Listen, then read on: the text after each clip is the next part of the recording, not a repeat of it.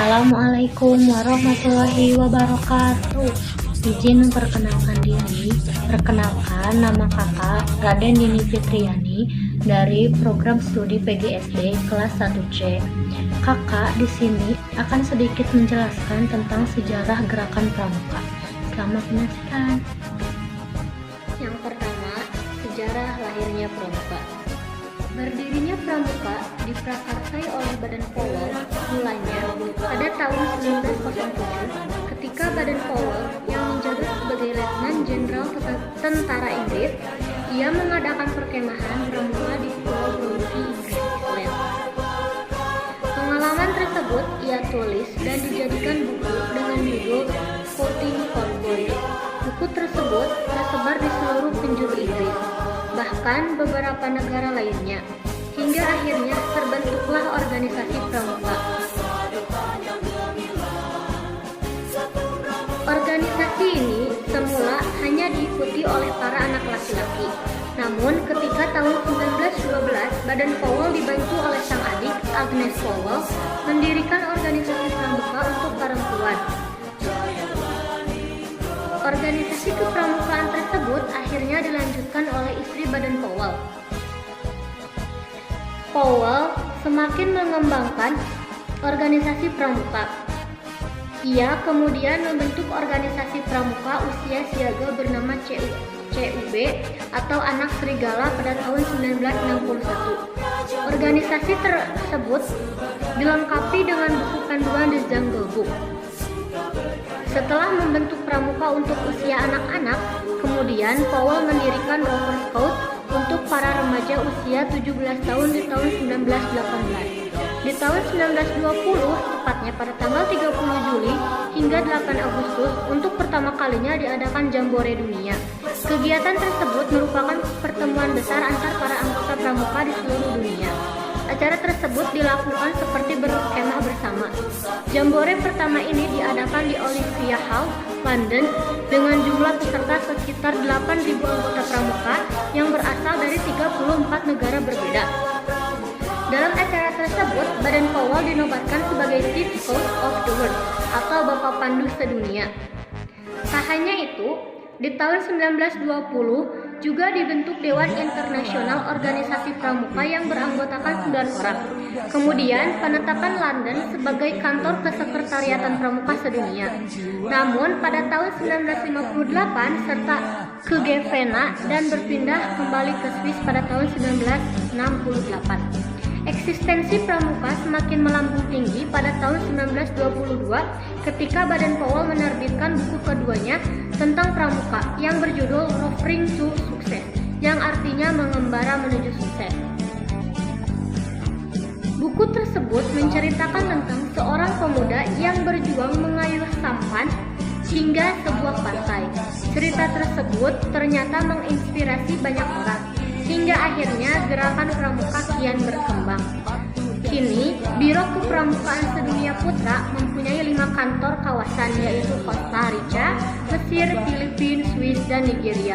Sedangkan Biro Kepramukaan Sedunia Putri bermarkas di London dengan 5 kantor kawasan di Eropa, Asia Pasifik, Arab, Afrika, dan Amerika Latin. Yang kedua, perjalanan lahirnya pramuka di Indonesia. Gerakan pramuka di Indonesia dimulai pada tahun 1912. Hal tersebut bermula dari organisasi Nederlandse Padvinders Organisasi atau NPO yang kemudian berganti nama menjadi Netherlands Indisch Padvindersvereniging atau NIPX pada tahun 1916. Melihat gerakan pramuka yang berada di Indonesia membuat tokoh-tokoh gerakan nasional berniat mendirikan Padvinders atau Pandu untuk anak bangsa. Akhirnya terbentuklah Padvinders Indonesia seperti JPO, JJP, NAT, Siap, dan Padvinders Muhammadiyah yang kemudian menjadi nama Hizbul Wathan atau HW. Organisasi tersebut kemudian bersatu. Mulanya dibentuklah PAPI atau Persaudaraan Antara Pandu Indonesia yang merupakan dikenalkan Federasi dan Pandu Kebangsaan Info, Siap, Nativis, dan PPS pada tanggal 23 Mei 1928. Sayangnya, Papi tidak dapat bertahan lama. Kemudian terbentuklah Kepanduan Bangsa Indonesia atau KBI yang dirintis oleh tokoh dari Zongzapa Pathfinders atau Pandu Kebangsaan, JJP atau PK, Info, dan PPS atau JJP Zongzapa Pathfinderi PK Pandu Kebangsaan. Namun, Papi kemudian mengembangkan diri menjadi Badan Pusat Persaudaraan Kepanduan Indonesia (BPPK) pada bulan April 1938. Eksistensi gerakan kepanduan di Indonesia semakin meningkat. Hal tersebut membuat banyak gerakan kepanduan bermunculan di Indonesia pada tahun 1928 sampai 1935. Gerakan tersebut ada yang bernapas kebangsaan maupun agama. Kepanduan yang bernapas kebangsaan antara lain Pandu Indonesia atau PI, Pathfinders Organisative Foundation atau POP, Sinar Pandu Kita SPK, dan Kepanduan Rakyat Indonesia atau KRI. Sedangkan kepanduan yang bernapas agama seperti Pandu Ansor, Al-Watoni, Hizbul Waton, Kepanduan Islam Indonesia atau KII, Islamic Pandivers Organisasi atau IPO, Tridharma atau Kristen, Kepanduan Asas Katolik Indonesia atau KAKI, Kepanduan Masehi Indonesia atau KMI. Ketiga, perjalanan kepramukaan di Indonesia setelah kemerdekaan.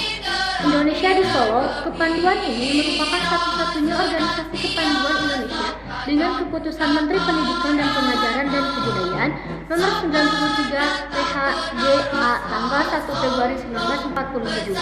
Namun, tahun-tahun berikutnya banyak organisasi kepanduan yang kembali bermunculan. Hingga kemudian Menteri Pendidikan, Pengajaran dan Kebudayaan mengganti keputusan nomor 93 BHG A tanggal 1 Februari 1947 dengan keputusan nomor 23441 KAP tanggal 6 September 1951. Hal ini memungkinkan organisasi kepanduan lain selain Pandu Rakyat Indonesia. Contohnya terbentuknya IPINDO, Ikatan Pandu Indonesia pada 16 September 1951. Kemudian IPINDO diterima menjadi atau organisasi kepanduan sedunia mewakili Indonesia masuk dalam Far East 1953. Lalu ada tahun 1954 terbentuklah organisasi Popindo, Persaudaraan Organisasi Pandu Putri Indonesia, dan PKPI, Kepanduan Putri Indonesia, yang melebur menjadi Perkindo, Persatuan Kepanduan Indonesia. Jika dijumlah dari tahun 1950 hingga 1960, organisasi kepanduan di Indonesia berjumlah 100. Organisasi-organisasi tersebut terhimpun dalam 3 federasi organisasi yaitu IPINDO, Popindo, dan PKPI. Akhirnya pada tanggal 9 Maret 1961 Presiden Soekarno memberikan amanat pemimpin Pandu di Istana Merdeka. Beliau menyatakan pembubaran semua organisasi kepanduan di Indonesia dan kemudian meleburnya menjadi organisasi baru yang bernama Gerakan Pramuka dengan lambang Tunas Kelapa.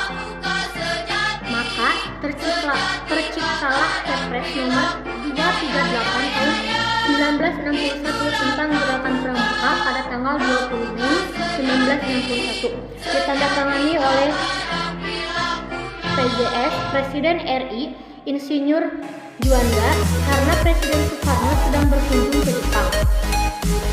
Akhirnya Gerakan Pramuka di Indonesia mulai dikenalkan secara resmi di Indonesia pada tanggal 14 Agustus 1961. Hal tersebut bersamaan dengan Presiden RI menganugerahkan Panji-Panji sebagai penghargaan keikutsertaan para pandu dalam mengisi kemerdekaan Indonesia.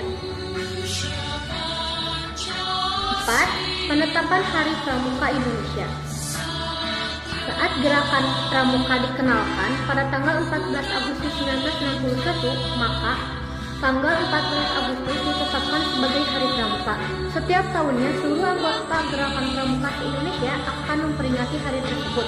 Sejarah Pramuka di Indonesia cukup panjang dengan Walaupun begitu, perbedaan tersebut akhirnya berhasil bersatu menjadi satu kesatuan. Selamat Hari Pramuka untuk seluruh anak Indonesia.